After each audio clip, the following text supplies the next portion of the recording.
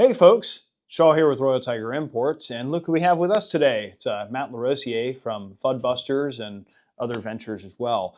And look what Matt brought over for us. We got some really cool BM59s. Of course, these are, tell me a little bit more about them, Matt. You know a little bit more than I do on these particular guns you got. Yeah, so I'm a big fan of Italian firearms. It's kind of an interest that suddenly emerged in me, and I've always liked the M1.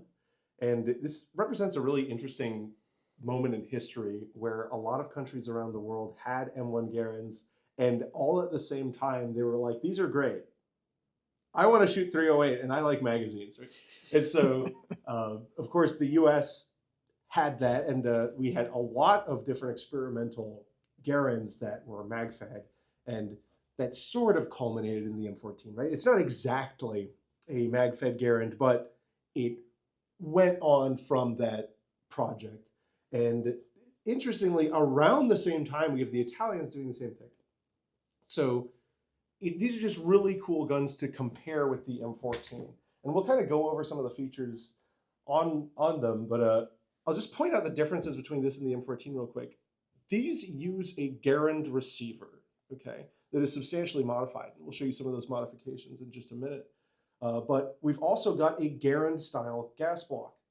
Now, it might be hard to notice that right away because of the way that it looks, but we've got a Garand-style straight op rod. We don't have the fake M14 gas system that we wound up with on the M14, right? But the biggest claim to fame of the M14, in my opinion, is they shaved half a pound off the gun, right? That's substantial. And you know, it's pretty laudable for that.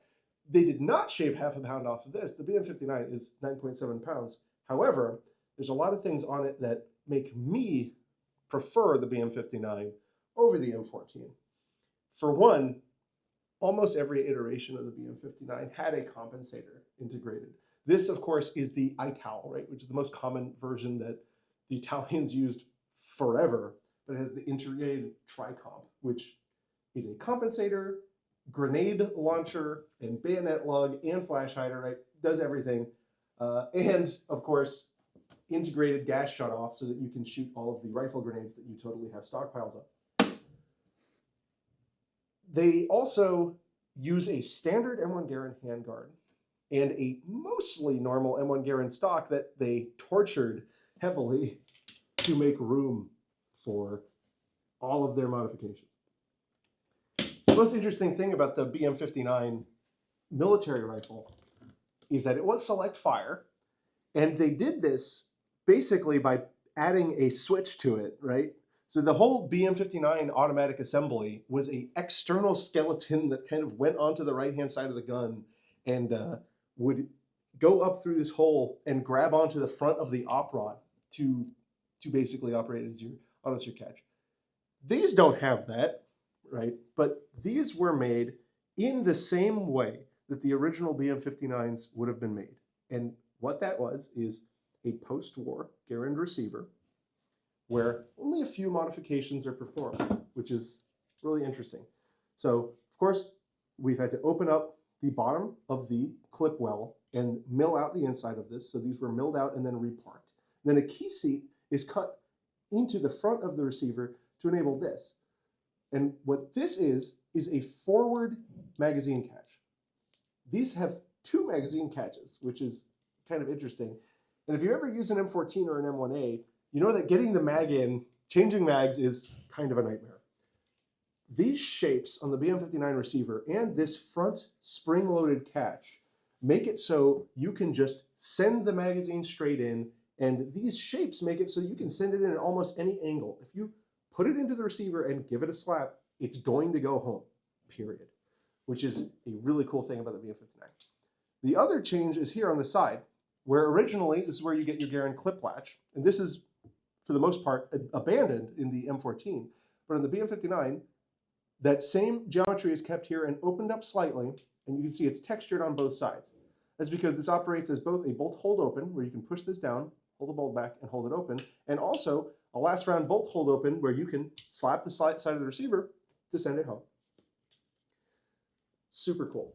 We've got an integrated bipod, of course, as well as your grenade launching devices. And these have BM59 rear sights, which are just Garand sights that have a BM59 marking on them. The trigger area is where we have a lot of other interesting modifications. So this is a basically Garand trigger mechanism where they've added in a winter trigger, which falls down, and that, being as silly as it is still pretty cool, as well as a magazine catch. So that's your rear magazine catch that you actually engage with. There are other little bits and bobs, right, that are unique to the BM59 here, but aside from that, it's a Garand fire control. Of course, you don't need your ejector, your clip ejector, and this one being a Beretta-made housing doesn't even have the hole for the clip ejector to go in. Most of these that you'll see will be a repurposed US-made one housing that still has that hole in it. But ostensibly, these are a 308 M1 Garand. And the nice advantage that has is that you have the full receiver length of the 30-06 Garand. So the recoil impulse is very soft because you get basically an extra ½ inch of bolt travel for free. They're sprung very well, they're gassed very well, and the tri-comp really makes a huge difference. These are remarkably flat shooting guns, and they do not jump. You know, of course, it's a 308, it's a substantial amount of blast, but they are so easy to keep on target that they've really become my favorite 308 rifle all around.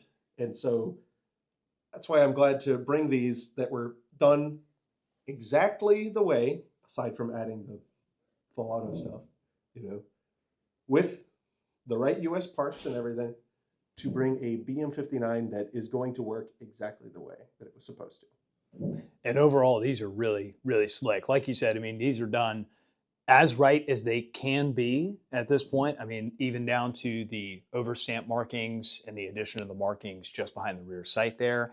Let's get a closer look at those while we got it in front of us. I mean, the attention to detail is fantastic on these. These are refinished receivers, of course, and overall, I mean, they're just real Cadillacs to shoot. You know, I've got a BM59E, which is your much longer, more traditional to the Garand, you know, style with your front handguard, no, you know, gas shut off, etc. And that thing is extremely nice to shoot. You know, it's a slightly different muzzle on it. You know, it's a similar idea with a compensator, but a different you know, style of how it's produced. That being said, I imagine that this particular one is also quite nice. I mean, like you mentioned, the bolt travel having, you know, it's not like an M14 receiver where most people don't realize an M14 receiver is physically shorter than a Garand receiver.